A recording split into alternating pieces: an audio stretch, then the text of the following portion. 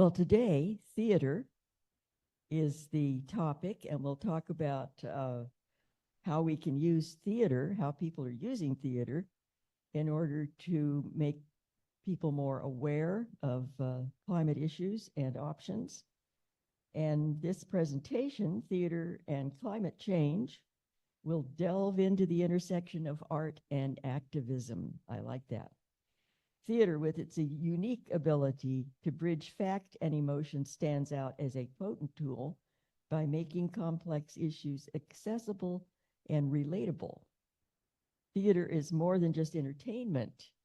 And that's one thing that I really think is significant about all the arts, is yes, the arts can be entertaining. Yes, the arts can be beautiful and can take our mind off our problems, but art also can be a very powerful tool, whether it's visual arts or performing arts, whatever, literature, whatever kind of art form. It also has been recognized forever in terms of giving people a kind of insight into ideas, emotions, possibilities that they might not otherwise have encountered. Starting with those images on the walls of the caves.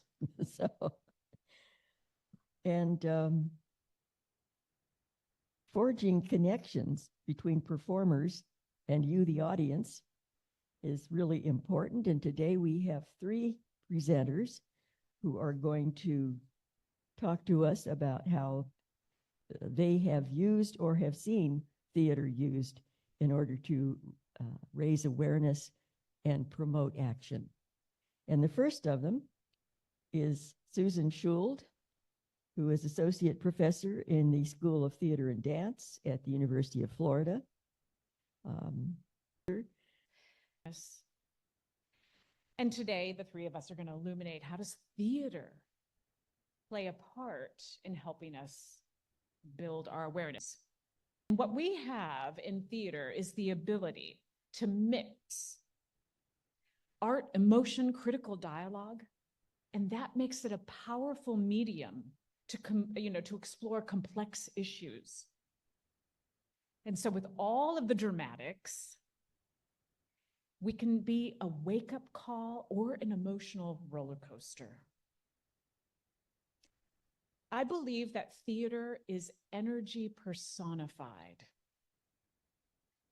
It's raw, it's live, it's in the moment in a way that streaming, or when I'm in the safety of my living room, I can never replicate. We were participating in an art form that demands our full focus, like the performers on stage and the audience. It's turning us from passive observer to an active participant. Okay, get this. There's a research study that was done proving how live theater connects. In 2017, it's an article from Broadway World, states researchers at the University of College London in the Division of Psychological and Language Sciences, they found that audiences' hearts synchronize when watching a play. So what the team did was they measured the hearts of 12 audience members watching the performance, and the team found that the emotional responses and the hearts were responding in unison, with their heart rate speeding up and slowing down at the same time. So theater is immediate, it's evolving, and it's always different. So although the script is the same, every performance is uniquely different every time it happens. Title there, great, thank you. It's an empathy gym. It's where we get to have a workout where we're strengthening human connection. 4 minutes. Okay.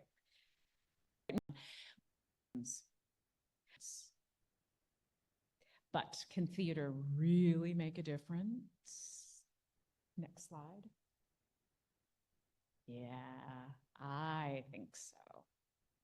I wholeheartedly think so. I mean, theater has been a platform and a leader in social change for centuries.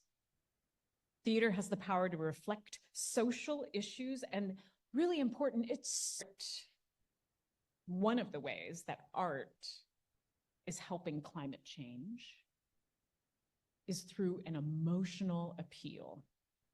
Theater can bridge fact and emotion. Theater can turn emotion into action, and while I can't change policy, maybe I can influence the change makers. So through compelling narratives, we're looking at taking complex issues and making them relatable. And reveal, this is just a snippet. I just tried to curate really quickly some plays that have been happening recently. And here are some of the topics that they're looking at in centering in the play. We've got Hurricane Sandy. They're talking about Greenland. I love this one. A Greek god Dionysus of theater. It comes down to restore Earth. I would love that god to come down and help us. We've got the Arctic. We've got tsunamis and Fukushima and climate refugees. The beauty in theater is that it's an out-of-the-box thinking, right? That productions are always trying to find a way to challenge norms and put a spin on what is expected. Theater really isn't just about the stories that you see on stage. It's also about the gears that are turning in our head afterwards. From back in the day to now, theater has been developing this crazy ability to mix art and emotion and real talk. And while challenging the norms and shaking up the status quo, it allows us to dive into how we can have epic mirrors of what's happening and allow us to have wild dreams for a positive future. Right. And I believe that theater is contributing to a more empathetic and educated and socially aware society. That's why I continue to do what I do on a daily basis. The climate crisis has sometimes been referred to as a crisis of the imagination. And the phrase refers, possibly, to our inability to grasp the magnitude and violence of the changes that we are facing. Imagination is the currency of theater artists. We use our imagination to create stories that will support us through and lift us up in this transformative moment. Okay, Beverly Ward. She is the field secretary for Earth Care, Southeastern Yearly Meeting of the Religious Society of Friends, Quakers, and co-clerks the Quaker Earth Care Witness United Nations Working Group. Her related experience includes conducting research and providing technical assistance to communities and local, state, and federal agencies on environmental and social justice, housing, and transportation issues. My charge is to help groups discern what they should be doing about the care of the earth. And then I play with other Quakers and other groups of like mind. Both John and I have theater backgrounds. And when you're doing this type of environmental work, there's lots of pieces to it, including grieving, trying to affect change. The photo you see here is John and I performing this play called Failed Experiment. And we're two aliens talking about the Earth as being a failed experiment. And one of the aliens wants to do a reboot because that alien loved dinosaurs. And so this is a way to talk about climate change. We do playback theater also. So what is playback theater? Playback is an international form where the actors, musicians, and conductor, who's like a director, who helps the storyteller, play back information, ideas, stories from the audience, and talk about power. People, the social piece of this is that the charge is to really get to people whose stories aren't told. So we use the forms to tell us, not so much to repeat back what you said, but where did that, what you said land with us? And that's what it is. I'll go a little bit deeper into that. Jonathan Fox was one of the founders of Playback Theater, and Jonathan Fox says, our kind of theater recreates in a modern way that old-fashioned form of a community being together and finding stories which are not only entertaining but also helpful. And when we are playing back an idea, it kind of goes out, you can get these echoes, am I playing back an archetype? Am I playing back, how does it land with me as an actor? What did I hear? And these are the connections that you were talking about that we build, that we share collectively. And this is why theater is so important, because I can tell you and I do know some about climate, but when I ask you, what's your earliest memory from being outside as a child? Everybody's eyes go, oh my goodness, I was running down the street or I was in the woods, or, I was fishing. Yeah. So now I've opened up your heart. Okay. So it's a challenge, but we've done playback during the pandemic. We even had people, there were people from internationally who participated with us. So the other piece, some of these other photos that you saw of John and I together, we take part in Climate Change Theater Action, which was started by a group called the Art Cycle. It began in 2013, and every other year, to coincide with the Conference of Parties, like the Paris Climate Agreement, people from all over the world who agree to collaborate get access to about 50 plays from international playwrights. All you have to do is email them and say, I want to collaborate. Collaboration does not mean you have to go out to Party City and buy a lime green bodysuit. You can actually just get the plays, have a reading in your living room, just have a reading. But what it does is that being together, that thinking about and the art is just wonderful. So climatechangetheateraction.com. They have a theme. You can also look at the YouTube channel to see other performances. Yes. Okay. So why do we do it? Community building. It really does, you bring a group together, that happens. It's also very much, being a Quaker, peace building. How can we talk about difficult subjects? And this is one way to have some, and as you can tell, I'm kind of silly. It's a lot of fun to do this. Thank you very much again for this opportunity. I really enjoyed that. That was wonderful. And that's Climate Change Theater Action. Okay, finally, our last speaker today is Sue Blythe. And after earning a master's degree in education, Sue taught in elementary grades for several years. As her 3 daughters came into the world, she began a career as a volunteer peace educator, engaging all ages in the performing, visual, and literary arts.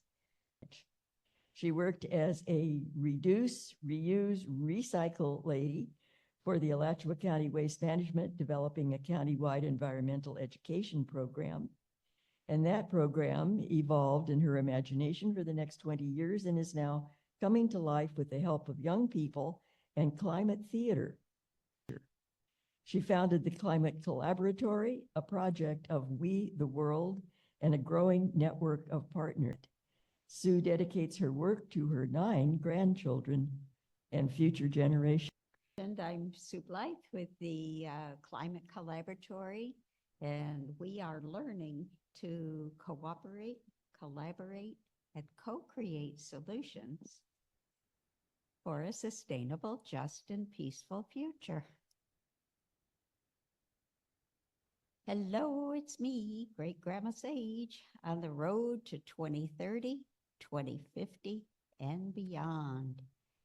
I'm telling a collaborative storytelling adventure with real people and fictional characters that you see here.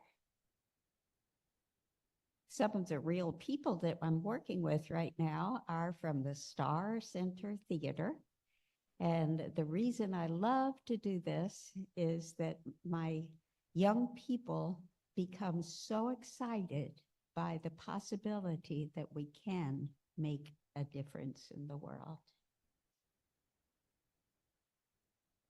I always start my workshops with the kids and adults as with a quotation that is the opening, the preamble of the Earth Charter. And it says, "We stand at a critical moment in Earth's history, a time when humanity must choose its future. As the world becomes increasingly interdependent and fragile, the future at once holds great peril and great promise. To move forward, we must recognize that in the midst of a magnificent diversity of cultures and life forms, we are one human family and one Earth community with a common destiny. We must join together to bring forth a sustainable global society founded on respect for nature, universal human rights, economic justice, and a culture of peace. Towards this end, it is imperative that we, the peoples of Earth, declare our responsibility to one another, to the greater community of life, and to future generations."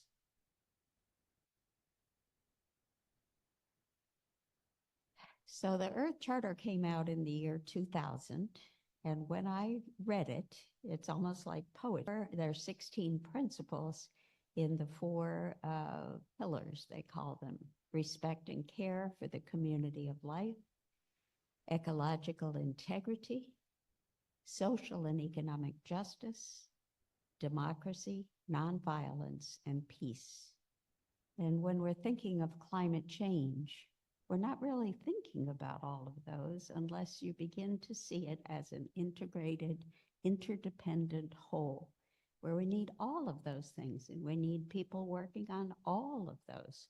So back in the year 2000, when it first came out, I saw clearly in my mind a theater production that just had to be done about this story. And in fact, I did put one together with young people at our Baha'i Center.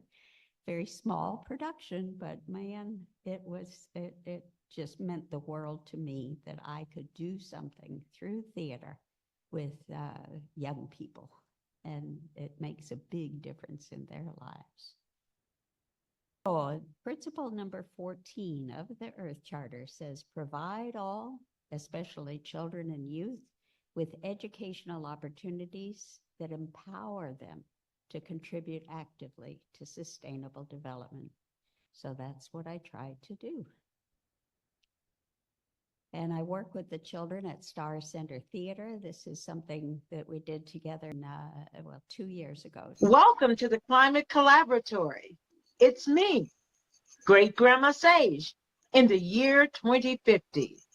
My great-grandson Leaf wants to know about the early days of the Earth Charter Century.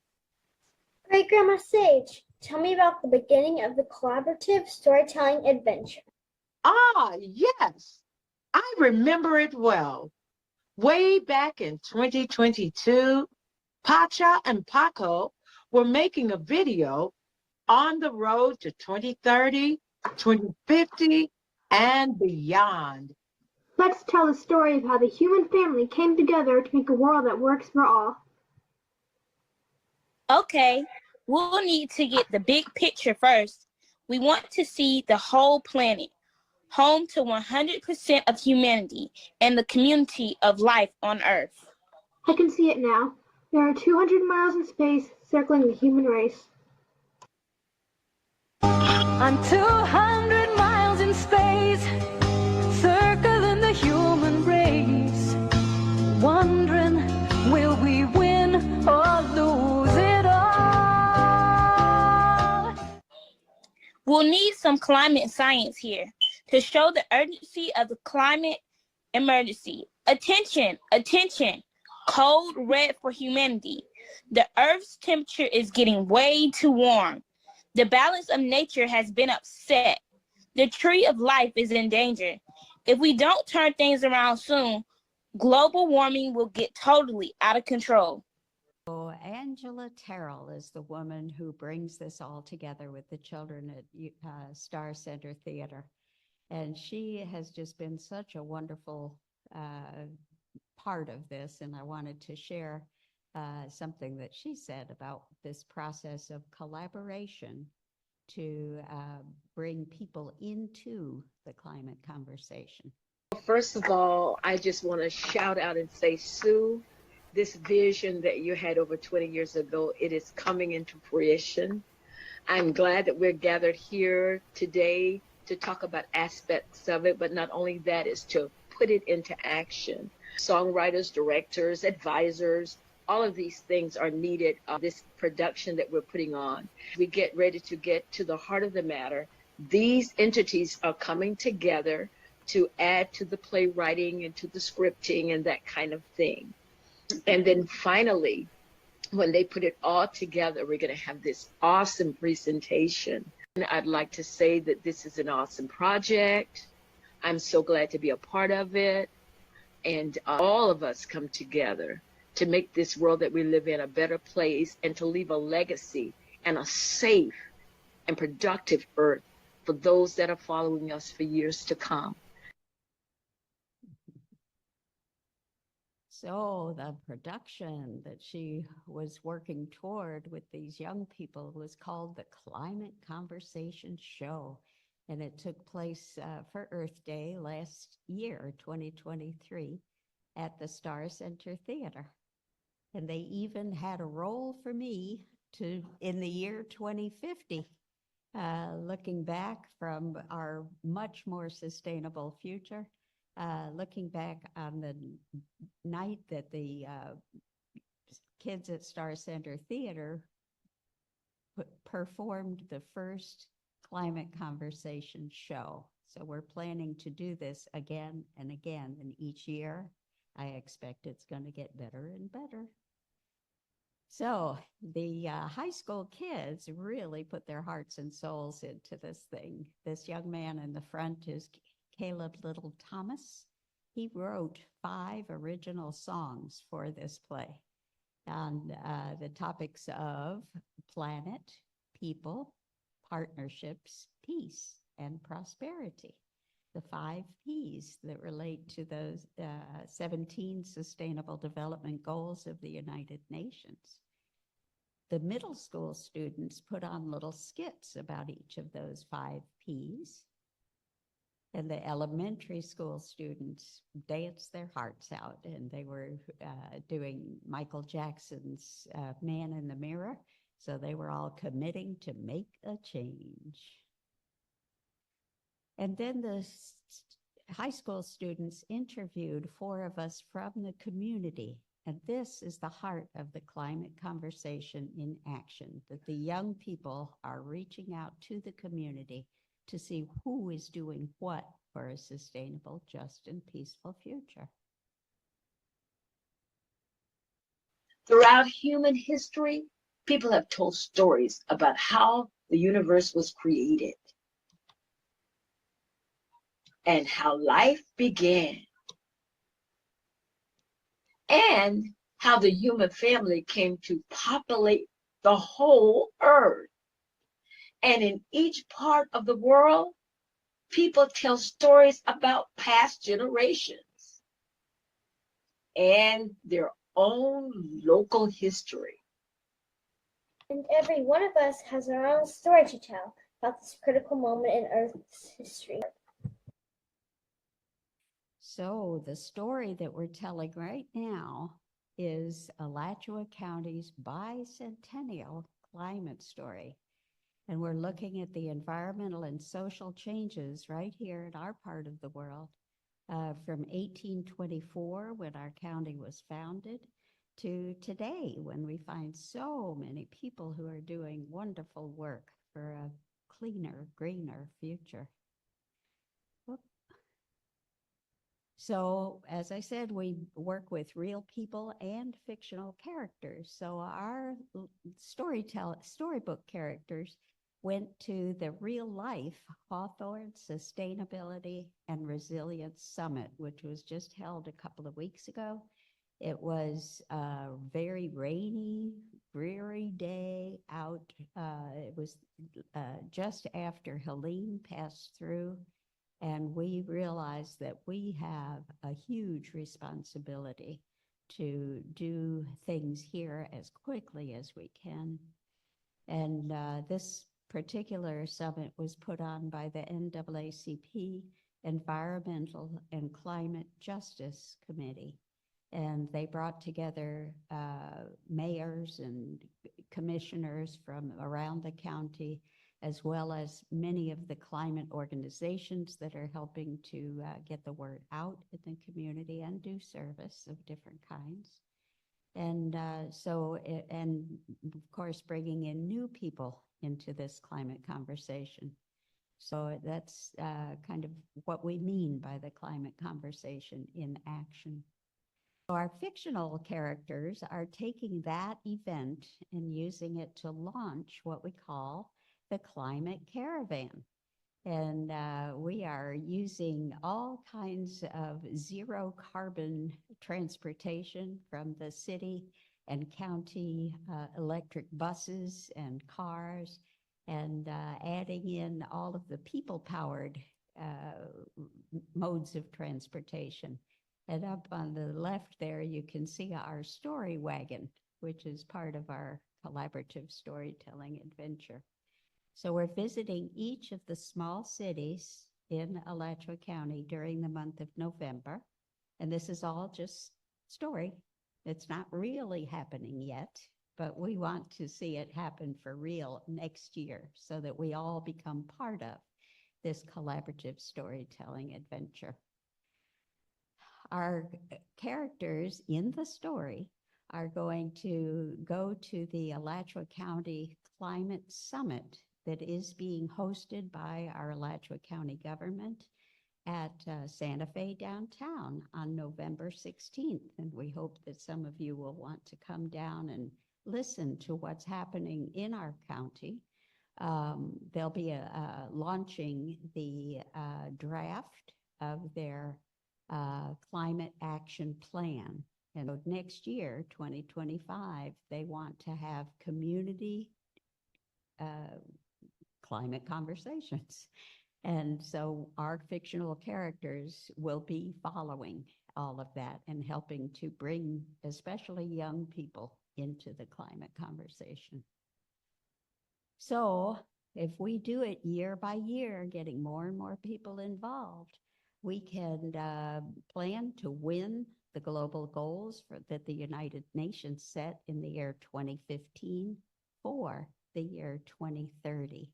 And so these last 6 years, we have to do some wonderful work to help create a sustainable, just, and peaceful future. And then in the year 2050, when we are going to celebrate the Earth Charter's 50th anniversary, we're also celebrating the Earth's temperature coming back down. And I like to tune in to all of the people who are now saying it is entirely possible that we can still stop the emissions, the carbon pollution that is changing the climate, and draw down the greenhouse gases so that we really can start to reverse global warming. And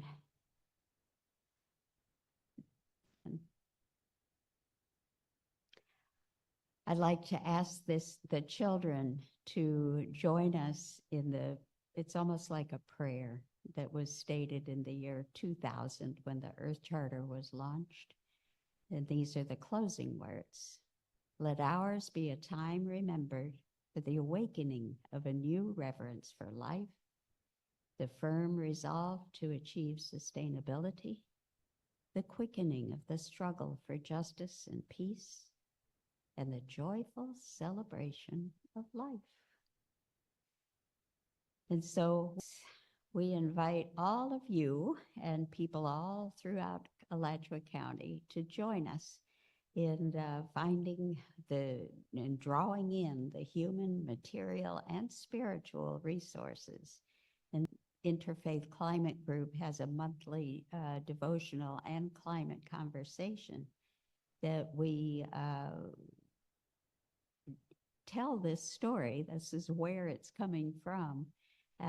That we believe it's a mighty spiritual enterprise that we are involved in, learning to live together as one human family and one earth community with a common destiny.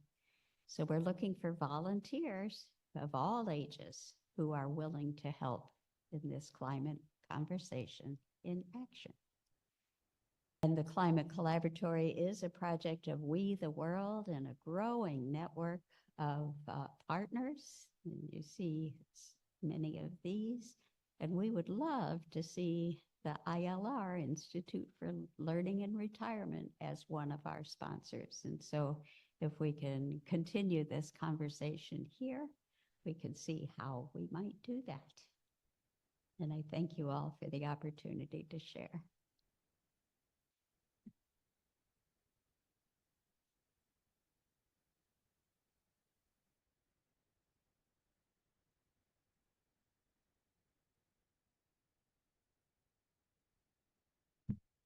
And what I love about talking to Sue is that she always has that wonderful quality called hope that is so important.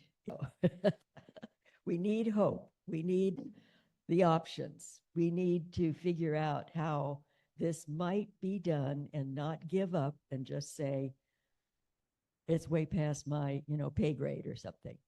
So anyway, she's an example. These other individuals that are here with us today are examples. The artists that I've talked about in the other sessions are examples of people coming together and taking action and not just giving up and hiding under their pillow and saying, I can't do this. We can do something. We can help. We can make this happen. Thank you so much for joining us. And I think this was a really beautiful session. Yes, thank you.